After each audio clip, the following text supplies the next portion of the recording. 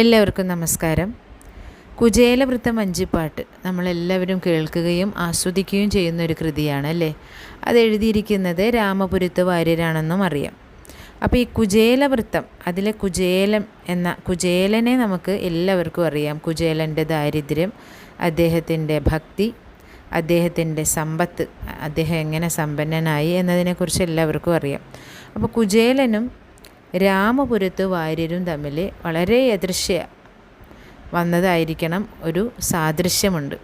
അതെങ്ങനെയാണെന്ന് ഞാൻ മനസ്സിലാക്കിയപ്പോൾ, ഞാൻ അറിഞ്ഞപ്പോൾ നിങ്ങളുമായിട്ടൊന്ന് പങ്കുവെക്കണമെന്ന് തോന്നി. അതുകൊണ്ട് ഇത് പറയാമെന്ന് വിചാരിച്ചു.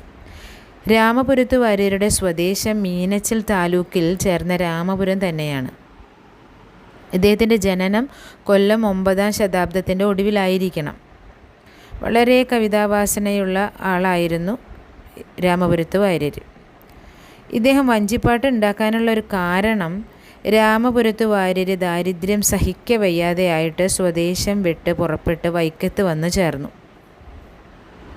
ഈ ദാരിദ്ര്യദുഃഖം വൈക്കത്തപ്പൻ തന്നെ തീർത്തു തരണമെന്ന് പ്രാർത്ഥിച്ചുകൊണ്ട് അദ്ദേഹം അവിടെയൊരു സംവത്സര ഭജനം തുടങ്ങി.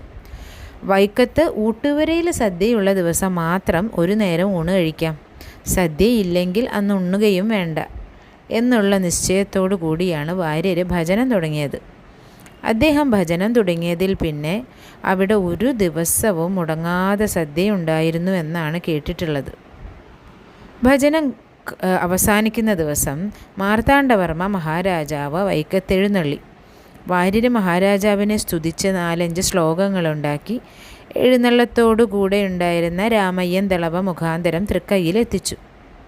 തിരികെ എഴുന്നള്ളത്ത് പുറപ്പെട്ട് ബോട്ടിൽ എഴുന്നള്ളുന്ന സമയം കടവിൽ വാര്യരും ഹാജരുണ്ടായിരുന്നു. വാര്യരും കൂടി ബോട്ടിൽ കയറിക്കൊള്ളാൻ കൽപ്പിക്കുകയും ചെയ്തു. വാര്യർ ബോട്ടിൽ കയറി. കുറേ പോയപ്പോൾ വാര്യർ ഒരു വഞ്ചിപ്പാട്ടുണ്ടാക്കി പാടുന്നതിന് തമ്പുരാൻ കൽപ്പിച്ചു. ആ കൽപ്പന പ്രകാരമാണ് കുചേലവൃത്തം വഞ്ചിപ്പാട്ടുണ്ടായത്. വഴിക്കൊക്കെ വാര്യർ പാട്ടുണ്ടാക്കുകയും പാടുകയും ചെയ്തുകൊണ്ട് പോയി. പള്ളി ബോട്ട് തിരുവനന്തപുരത്ത് കൽപ്പാലക്കടവിൽ അടുത്തപ്പോഴേക്കും പാട്ട് മുഴുവനാക്കുകയും ചെയ്തു. ആ പാട്ടിൽ എങ്കലുള്ള പരമാർത്ഥം പാട്ടുകൊണ്ടുണ്ടാം എന്നൊരു പ്രയോഗമുണ്ട്. അതുകൊണ്ട് വാര്യർ കുചേലനെ പോലെ ദരിദ്രനാണെന്ന് സൂചിപ്പിക്കുകയാണ്. തിരുവനന്തപുരത്ത് വന്നു ചേർന്ന ഉടനെ വാര്യർക്ക് താമസിക്കുന്നതിന് ഒരു സ്ഥലവും ആഴ്ചമുറയ്ക്ക് എണ്ണയും 2 നേരവും പക്കത്ത് ഭക്ഷണവും കൊടുക്കുന്നതിന് കൽപ്പിച്ച് ചട്ടം കെട്ടി. അങ്ങനെ വാര്യർ കുറച്ച് ദിവസം അവിടെ താമസിച്ചു. ഒടുക്കം മുഖം കാണിച്ച് യാത്ര അറിയിച്ച് പോയ സമയം വാര്യർക്ക് തമ്പുരാൻ യാതൊന്നും കൽപ്പിച്ചു കൊടുത്തില്ല. കുചേലൻ ദ്വാരകയിൽ നിന്നെന്ന പോലെ വാര്യർ ഏറ്റവും വിഷാദത്തോടു കൂടി തിരുവനന്തപുരത്ത് നിന്നും മടങ്ങിപ്പോയി. സ്വഗൃഹത്തിനടുക്കൽ ചെന്നപ്പോഴും വാര്യർക്ക് കുചേലനുണ്ടായ അതുപോലെയുള്ള പരിഭ്രമവും അന്താളിപ്പും ഉണ്ടായി.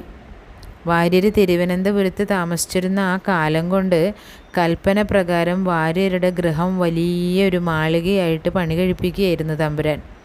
ഗൃഹത്തിൽ വേണ്ടുന്ന സകല പാത്രങ്ങളും അവിടെയുള്ളവർക്കെല്ലാം ആഭരണങ്ങളും കരമൊഴിവായിട്ട് വളരെ വസ്തുക്കളും ഒക്കെ കൊടുക്കുകയും ചെയ്തിരുന്നു.